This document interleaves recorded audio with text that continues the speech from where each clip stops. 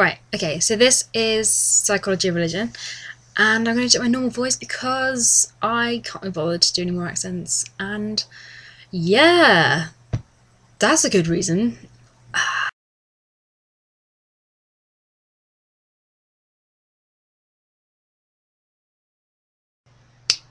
Right, so first of all, we're going to talk about Freud. His name is Sigmund Freud, and he was from the 18th. No, he wasn't. He was from the 19th and the 20th century, so he lived in both. And he is known as the father of psychoanalysis. So he's just basically shaped how modern psychology and their views on religion have become. That doesn't make sense, but you know what I'm saying. Anyway, he had this view of religion that it was basically all in the psyche, or mind, to normal people, and he actually called religion a universal obsessional neurosis. And so he thinks that society is in conflict with our basic desires, so people aren't allowed to carry out the Oedipus complex, which is a very important thing, but I'll explain it later. But instead it sublimates the libido, and so the libido is like, well, for Freud, was kind of like the sex drive and desire for satisfaction type thing. Sexually, of course, because it's Freud. Why? What else would he say? But yeah, he's saying that through things like art and music and also religion, he feels that that's how society has allowed the libido to be expressed, kind of thing, without having sex with your parents. He also said that religion provides a reason for people to submit to authority.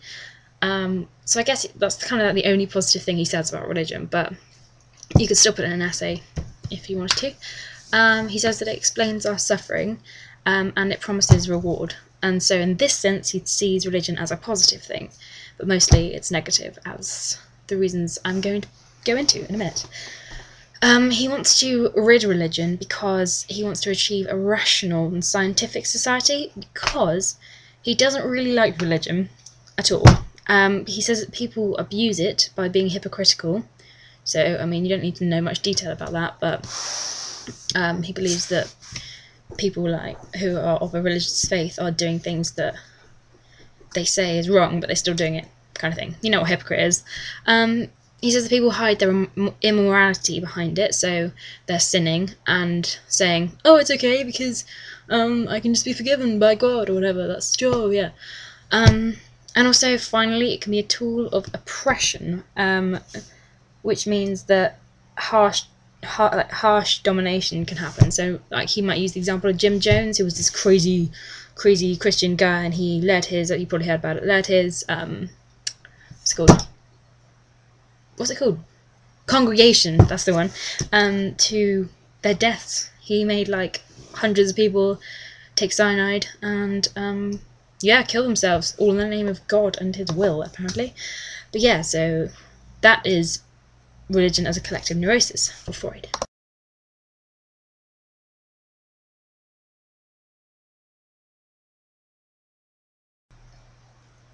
So yeah, Freud also saw that religion as wish fulfillment or a reaction against helplessness. So he felt that religion compensated for three fears. The first one is the terrors of the natural world, so or nature. So many totems back in the animism stage, which again I'll talk about later, reflects the anxiety of primitive man, of the power of the natural world. So and then he had this case study called Wolfman, who basically had a dream that there were white wolves at his window, and he felt that Freud interpreted this as the white wolves being the fact that this Wolfman guy had witnessed his parents having sex or something when he was younger. So obviously this has turned into repressed sexual trauma, and the fact that it's wolves shows that we're apparently afraid of nature, and religion is a way of overcoming this. Okay. And he also thought the cruelty of fate was this. These are all quotes, by the way. Cruelty of fate, terrors of nature. He thought that cruelty of fate he thought that the cruelty that we have in life, so death and illness and stuff, is obviously not nice. People don't like the thought of dying generally, so he felt that religion makes this somewhat easier by the promising of a eternal afterlife with all this great stuff going on, stuff like that. The final thing that he feels religion compensates, final fear, is this is a quote, I'm going to read it. The privations which a civilized life has imposed on them. Okay, so it's generally accepted that life is quite hard for the majority of people. You have to go out, go to work, pay your bills and stuff, and it's quite hard going. People get stressed and stuff like that, which is why religion, for Freud, is kind of a comfort in a way.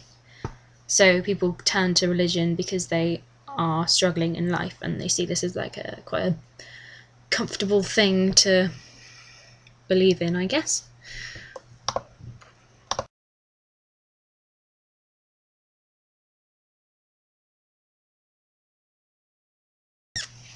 Okay, so the Oedipus complex, or the Electra complex, depending on whether you're male or female, is possibly one of Freud's main theories, and is quite controversial in some ways, and you're about to learn why. So basically, Freud thought that at the centre of our psyche, of our mind and ourselves, is the libido, which is the subconscious desire for sexual satisfaction, which makes, according to Freud, it makes a boy child wish to kill his father and take his place and have sex with his mother. And obviously this wouldn't be allowed because that's sick, so it causes a deep sense of guilt, which is then repressed but incompletely, so and they create these sexual traumatic memories which cause neuroses such as OCD. Freud, he had 5 case studies or something, which isn't very many, but he still had them, and he observed that religious behaviour is kind of the same as these OCD patients, so concluded that religion was an expression of a neurosis, because stuff like people who are like obsessively washing their hands and stuff is similar to people who obsessively pray and that kind of thing, which is where he got this universal obsessional neurosis thing from. And he was also a believer in psychoanalysis, so his kind of hypnotic method for curing these crazy people is how the only way that you can bring this repression out, type of thing. So yeah.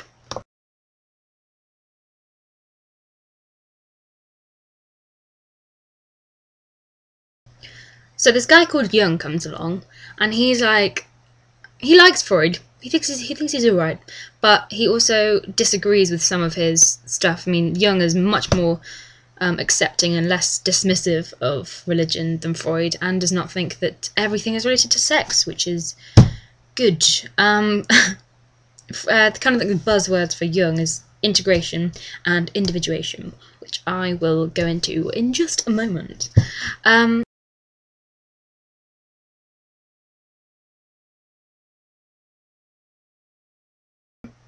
So Freud had this theory about religion being an expression of this thing he called the collective unconscious, which is, the best way to imagine it is loads and loads of streams running into a lake, okay, and all these streams are coming from different people, and they're all being connected in some way, and this is what Jung thought that happened between humans. So our minds are all connected together into what he called the collective unconscious.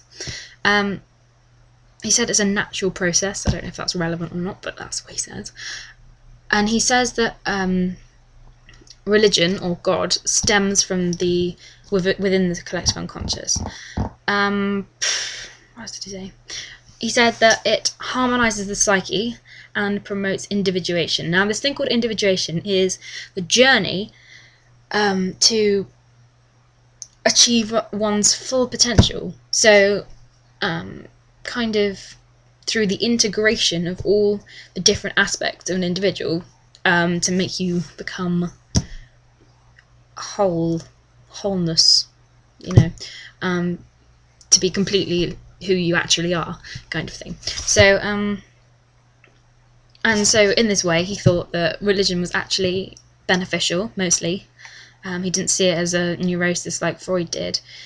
And in removing religion, he thought it could be psychologically harmful to people. So he obviously saw it as quite an important aspect of an individual. He's pluralist, which means that he thinks that every path into God is legitimate. So he'd say that Buddhism, Hinduism, Christianity, they're all the same. It doesn't matter which route you take, but to get to God, they're all worthy. So some of his conclusions about collective unconscious is that he didn't think that all neuroses, I still can't say that word, are caused by sexual issues, after working with schizophrenics. And he also said that the libido is not a source of just sexual energy, it's actually psychic energy as well, so it's power of the mind type thing. He also said that humans all have access to this collective unconscious, and we actually structure images, because we all have the ability to create images in our mind, so we all are able to we're all able to create images of God and of Jesus and of angels and stuff, and we share this kind of within the collective unconscious. So the symbolism expressed in dreams or myths or legends or whatever is they kind of all have the same theme. So like God is quite often what's it called, symbolized as light, and that's just because we have these images in our heads which we share, and then they all they catch on to other people and stuff. And that's the reason that all humans have a common idea of God, because it's all part of the collective unconscious, which we all have access to. It's shared by all of humanity.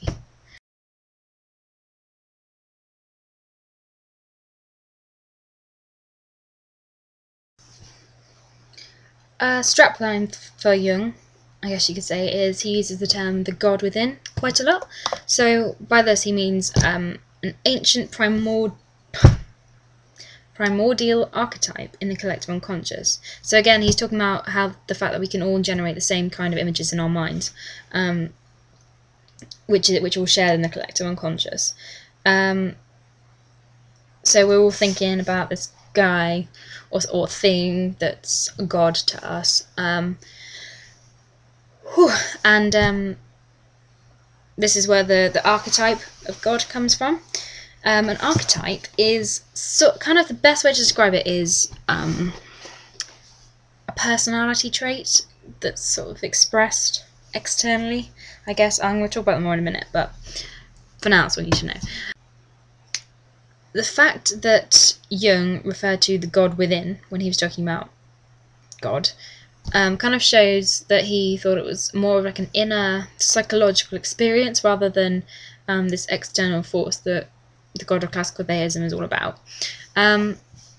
He was pretty good mates with this guy called Rudolf Otto, who wrote The Idea of the Holy, and he referred a lot to this idea called, which is the word numinous, which means that you can't explain any religious experiences that you've had, so, and you can't control them. So for Jung, the individual receives the experience of God, but he meant the God within, so like the God in your mind, basically, independent of your will, of his will. That's like a quote, but not from his conscious mind. So it's not from, you're not coming up with it like thinking, oh right, okay, I'm having a religious experience now.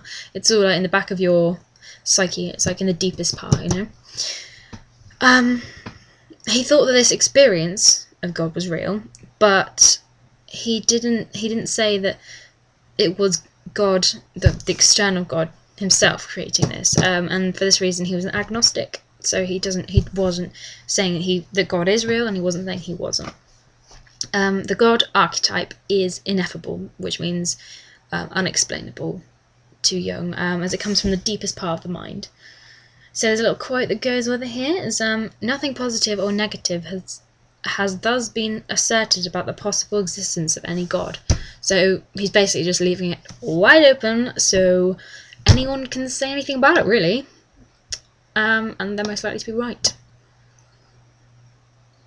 Hello? Oh, hey. No, it's fine, I don't mind. Just filming a vid.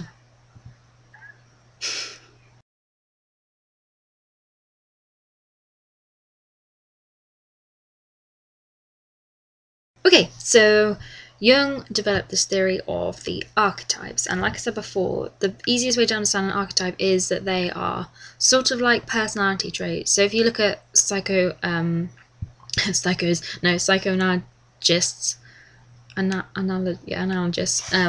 today, they'll still assign these archetypes to different people depending on what they're like as a person.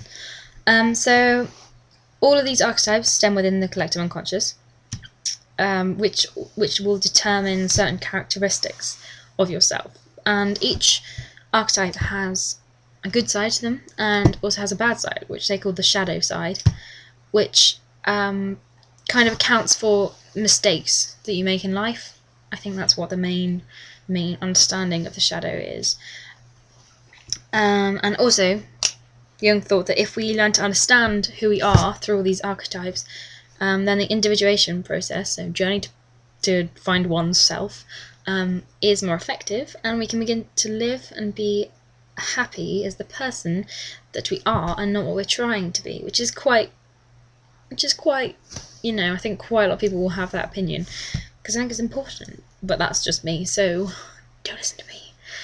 So yeah, he wrote this book called Symbols of Transformation, and in this he was talking about how our psyche creates these structures in ways that are similar throughout time. So they're always the same, so they're not really changing throughout the generations and stuff.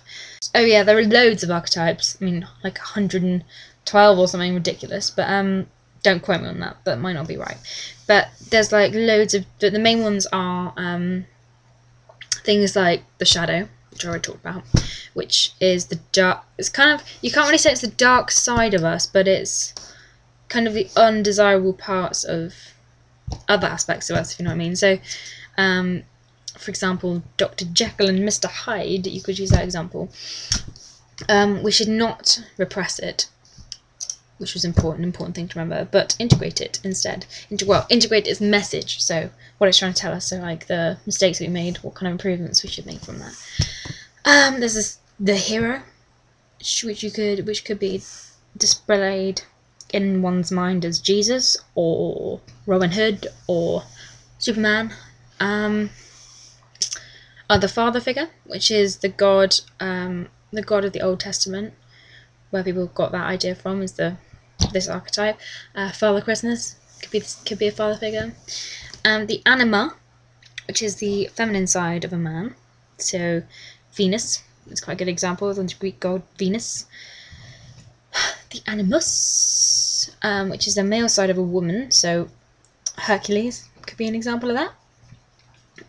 The self, this one's quite important. This is the innate disposition to become whole. So the purpose of life, well, should be to become individuated, so reach our full potential by integrating the different aspects of the self as a whole. So it's kind of like this self archetype is kind of helpful in the process of individuation because it generates images of wholeness in dreams, so it shows that you're sort of part of the integration process and the individuation process as well. He used the symbol of the mandala, which represents the archetype of the self as well, which you could put in an essay. Also, there's the persona, which is, I mean, you probably know what it is already. It's one's public image, how one sees oneself. So many ones around here. And there's to summarise, individuation continues throughout life and is achieved by integrating conflicts within the psyche and becoming more fully aware of who we actually are. That nice little ending.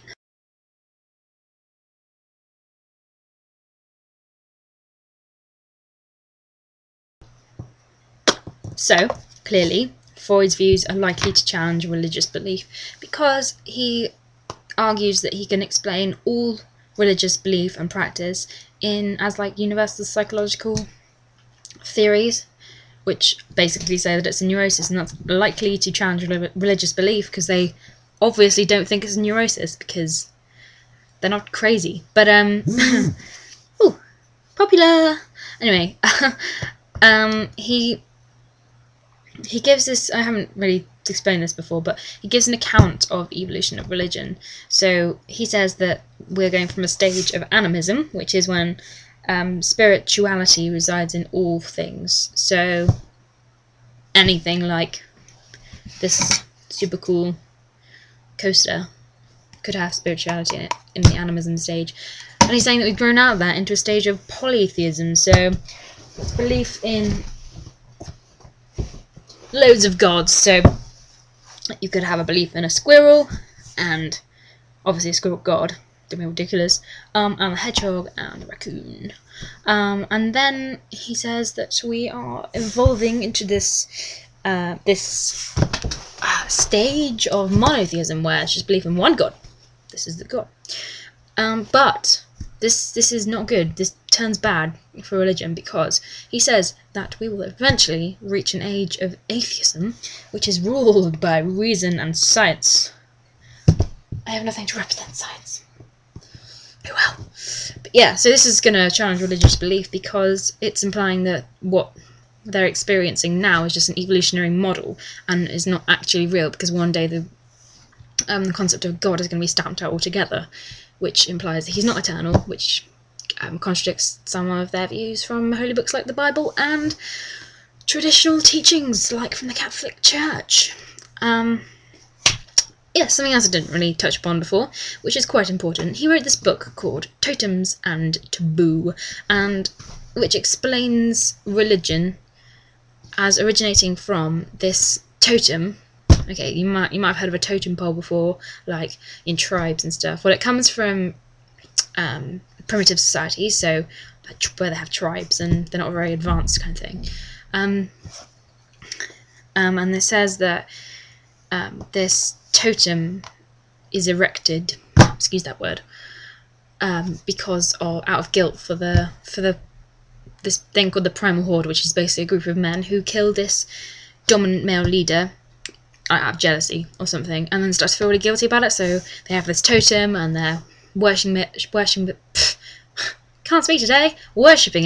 and it gets passed down through the generations until it reaches like now, and it's turned into a god, and then there's loads of gods because there's loads of totems, and they all get whittled down into one because it's because we've gone from a polytheistic to monotheistic stage. And anyway, the point is, Freud would say that this is displayed in Holy Communion. So it's a vestige reminder of this, apparently. But obviously, Roman Catholics are going to have something to say about this because Christians wouldn't see communion as the totem feast, reenacting the guilt of killing the father figure. Obviously, so they wouldn't say that they're eating Jesus because they feel guilty. They do it as a mark of respect and thanksgiving for the fact that he died for them. So they probably would find that quite offensive.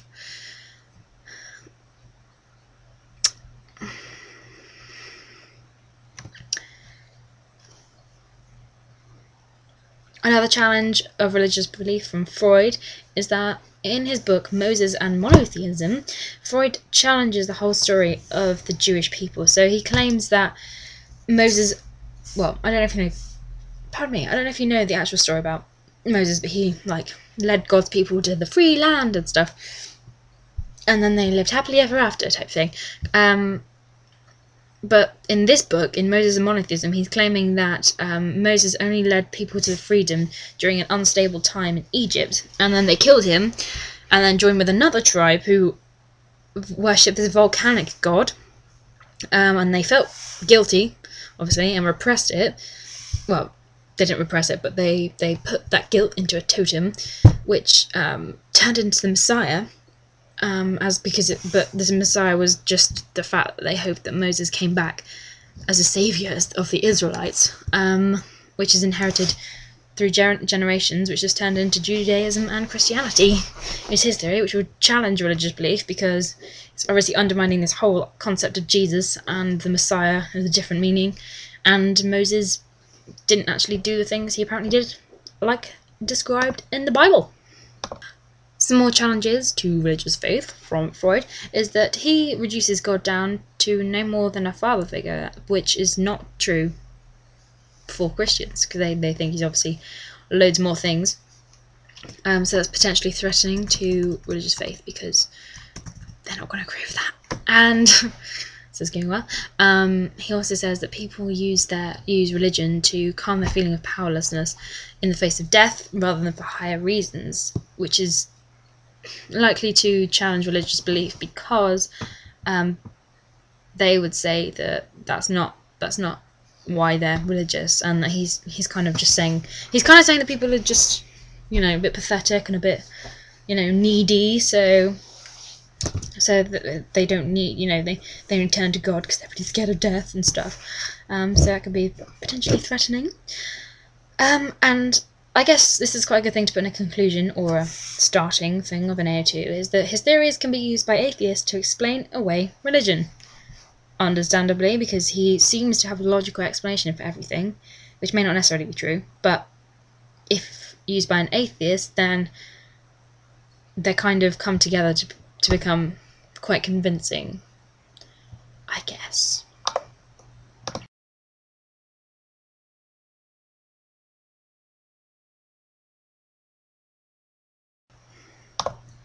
Okay, so how has religion responded to the challenges of Freud? Well, they could say, for example, that, you know how he's saying it's a neurosis and stuff, that it's universal, that's the important part here.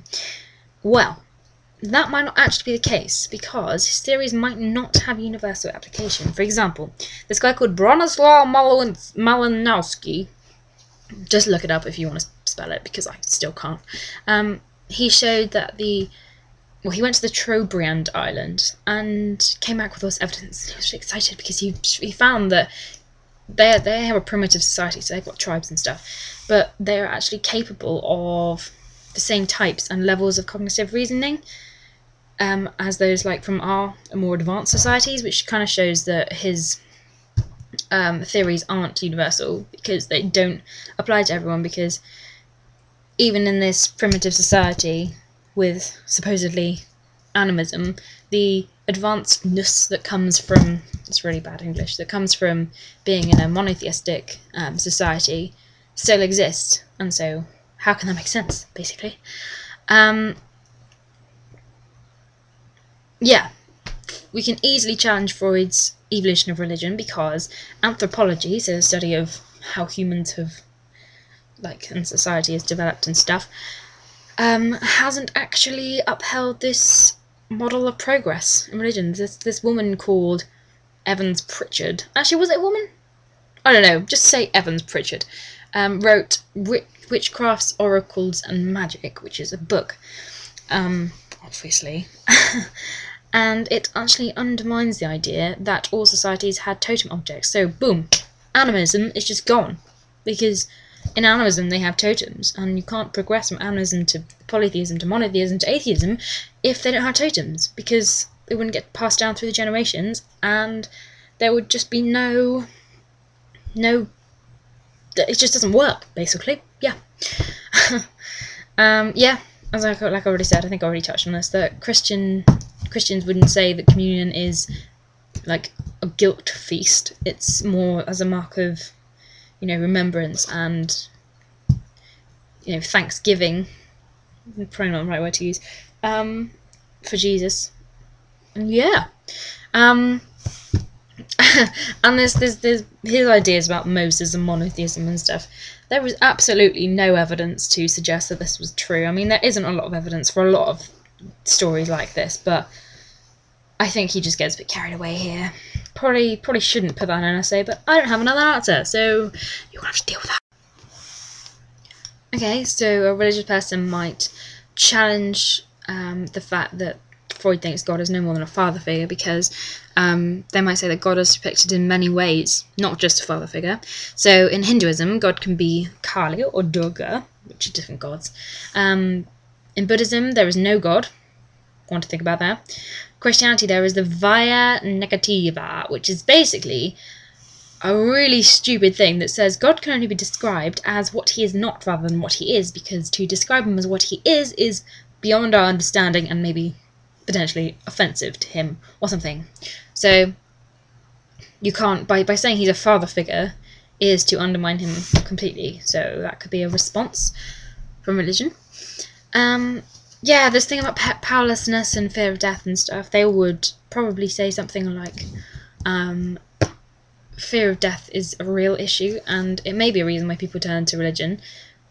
But Freud hasn't actually explained God away himself.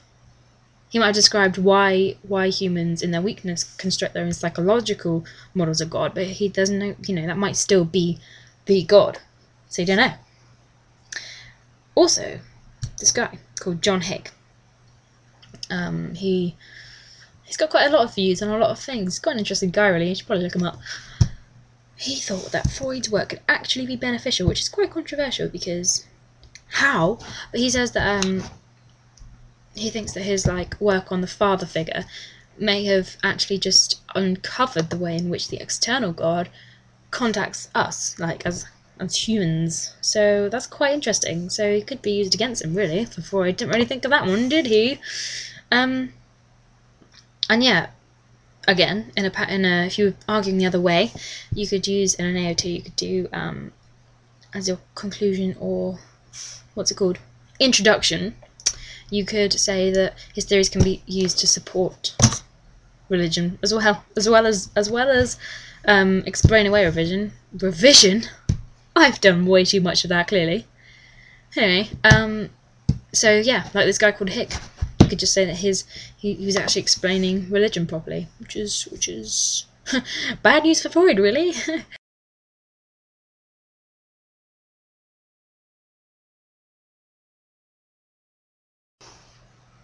So, how do Jung's views challenge religious belief? Well, firstly, Jung was a pluralist, not an exclusivist, like most Christians. So, whilst he might think that all religions are legitimate pathways to God, they wouldn't think that, because they think that each religion is not equal. As in, they think their own religion was the right one, and they think that it has a distinctive message. So that would be a challenge of Jung to religious faith. And okay, yeah, this is your one. Fact that Jung classed so many things as religious, I don't know why I keep doing this, but I'm gonna keep going, means that, even things like I've got here,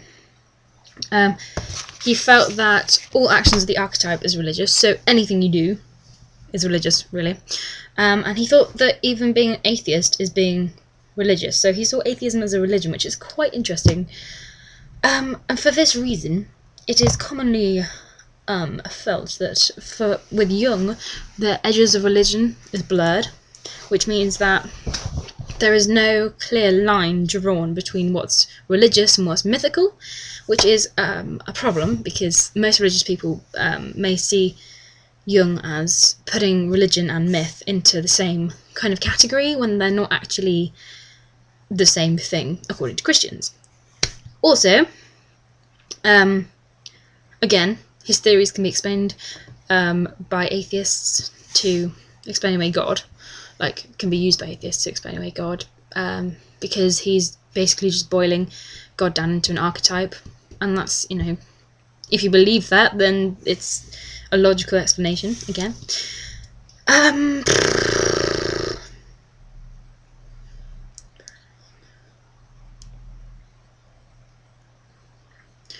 Okay, so Freud was an what am I talking about? Freud. Jung was an empiricist, so he liked having all the facts and like the evidence type thing. But he was also an agnostic, so that he didn't say that there was a God, but he didn't say that there isn't. You know what I mean? So he says that actions of the archetype are real and are beyond our control, but he does not say that God is demonstrably real, and so it doesn't show that he thinks that there's a God. So that means that his theories are likely to suggest that there isn't a God, which is obviously bad for Christians because they think there is a God, unsurprisingly.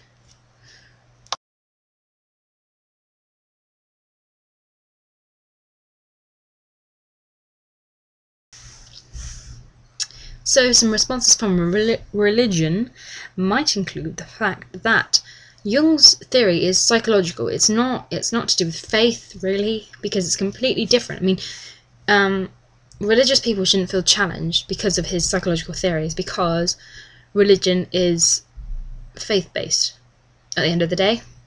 And so any theories that come up, you know, they should just believe that they're not right, if you know what I mean. So yeah, they shouldn't feel challenged on that basis. The thing about the edges of religion being blurred, for many religious people, there aren't actually any absolute boundaries anyway. Like, some people could think that some random things are religious, like the fact that I'm speaking now, but I'm not actually speaking. There's just so many random things. That was a rubbish example, but yeah. So he might say that. So they might also agree with the fact that most things are religious, or most things aren't religious. So there aren't any absolute boundaries, is what I'm trying to say, but really badly. Okay. Again, his theories can be used by religious people to support religion, because they could be saying that this god archetype is also the god of classical theism. It's possible. And yeah, basically the main response from religion is that religion is based on faith, and Jung doesn't challenge this idea of faith, unlike Freud, but he accepts that people will believe in God, so that could counteract the fact that he was agnostic as well.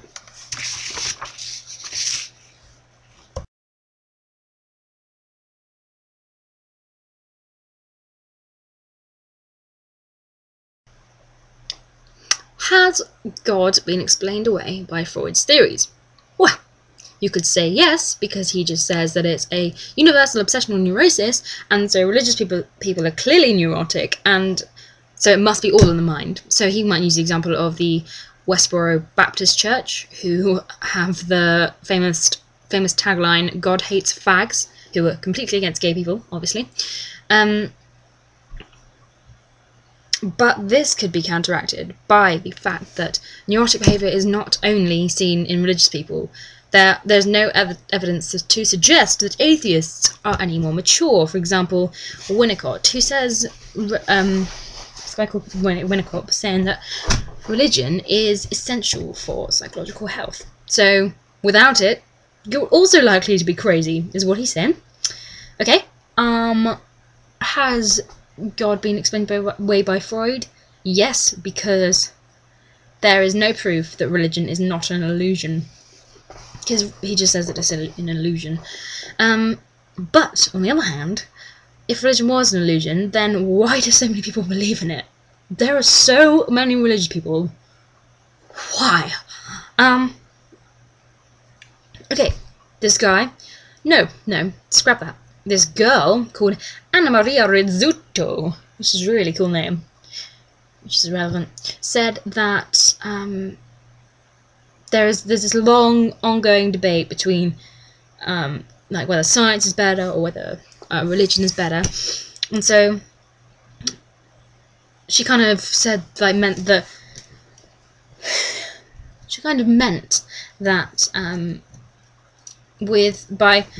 by using science and psychology as a way of explaining God, is kind of doesn't make sense, because what if science was no less than of an illusion than religion? That's something to think about there. It's quite interesting. Okay, yes, he's been explained away by Freud, because he had fame and influence, so therefore there must be something in his theories. He was called the father of psychotherapy, after all, but he only did 5 case studies, and one of them, who was based around this woman called Anna O, who was an epileptic, could have been cured for other reasons. So he doesn't have much evidence, and the evidence he supposedly has may not be factually correct, is what I think he was trying to say. The Oedipal complex, this is another reason why he has been explained away with Freud, is universal, so every single form of religion can be accounted for. But a woman called Margaret Mead said, in her book Coming of Age in Samoa, well, in her book she's talking about how she found guiltless sexual promiscuity amongst young people in Samoa, which completely counteracts the idea that they're after their parents, after having sex with their parents. So, yeah, that's that, really. Another reason why Freud might think he's explained away God effectively is because he thinks that his evolution of religion model is supported by Darwin's theory of evolution. Because the primal horde that Freud talks about is based around the survival of the fittest, which is also what Darwin based his theories on. So all these guys, you've seen the classic pictures of the mini man and then the big man, and as a human, is based on survival of the fittest, choosing the best characteristics, all that biological stuff, which many people accept and they believe in. So yeah, he thinks that that's right.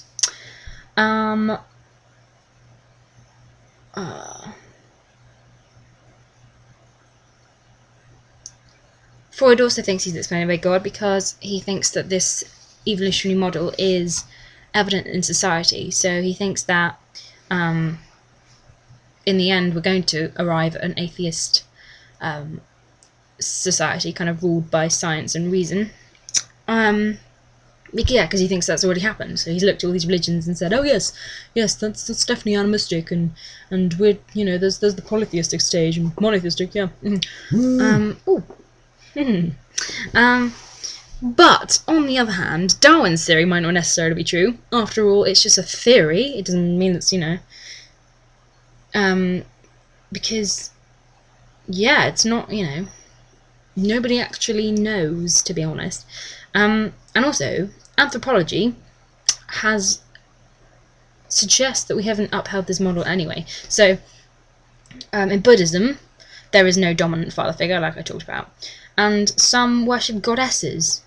So that can't be, the Oedipus complex. It's not about the dominant male type of thing. So, yeah. So in Buddhism, there's no dominant father figure, and even some religions worship goddesses, e.g. Kali. Yeah. Also, totems are not present in all primitive societies, so animism is ruled out. I think I've already talked about Malinowski, who wrote this book called Sex and Repression, and he did these studies in the Trobriand Islands. Just go back in this video if you can't remember. Yeah, so that also kind of goes against his whole theory of evolution of religion. What is this going on? Let me just sort this out.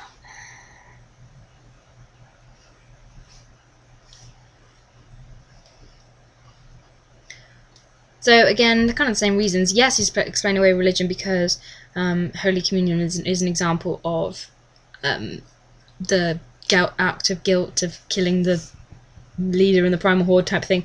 But Christians said they weren't doing it out of guilt, blah blah blah, and also that that many totems, that's what it is, many totems, talked about already, are symbolised by animals, which shows man's fear for the natural world. Can't speak today.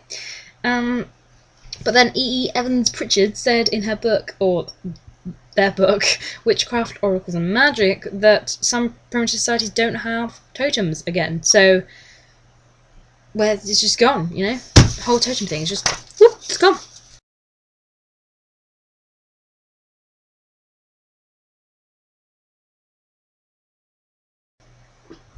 And finally, to conclude our joyous video, I've got a few relationships between religion and mental health. There is a positive relationship. Freud said that it gives people a reason to submit to authority and could calm neurotic tendencies, which kind of counteracts the rest of his whole theory, but who cares? So he's not completely against religion. Jung said that religion can bring about good psychological health through the individuation process. Religion is a natural expression of the collective unconscious, so it's within our nature to do so.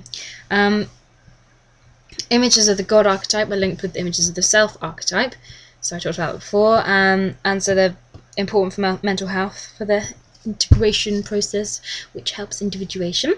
Oh yeah, if religious impulses are repressed, then the mental health is more likely to be compromised. Think about that. Religion can reduce anxiety.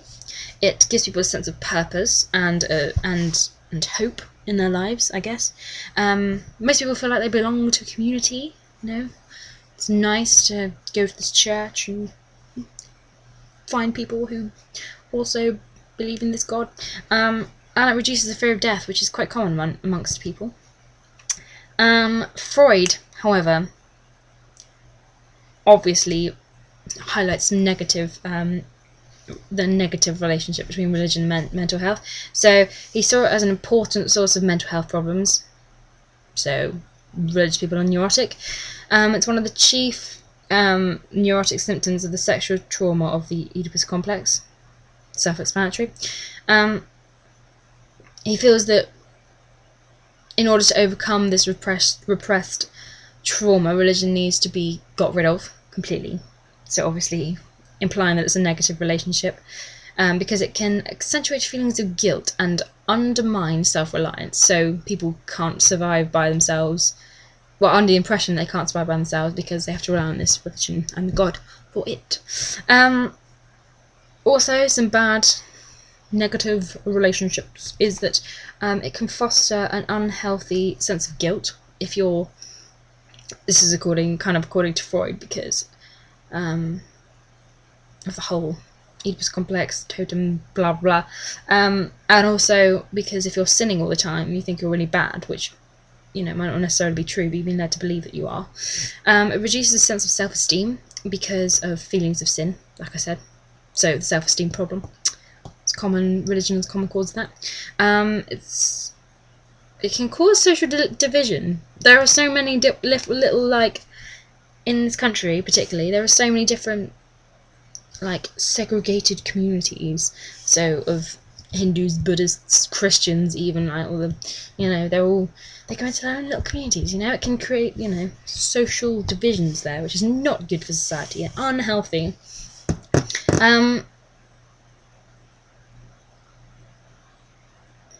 However, many modern psychologists, for example John Schumacher, take a middle ground because they think that, well, he wrote a book called Religion and Mental Health, and he says that there is just simply a lack of detailed research. This would be quite a good conclusion or introduction. And they might say something like, it depends on the individual involved and the religion, the actual specific religion, because different religions are likely to have different opinions and, you know, teachings and stuff. So it's going to be different for different people, really, is what they're trying to say.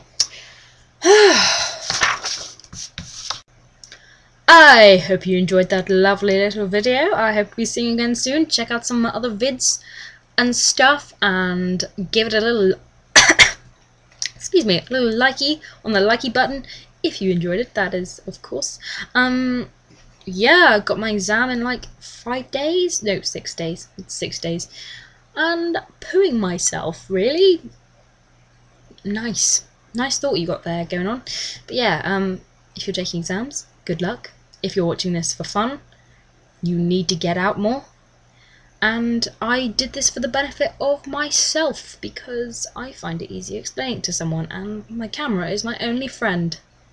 Goodbye.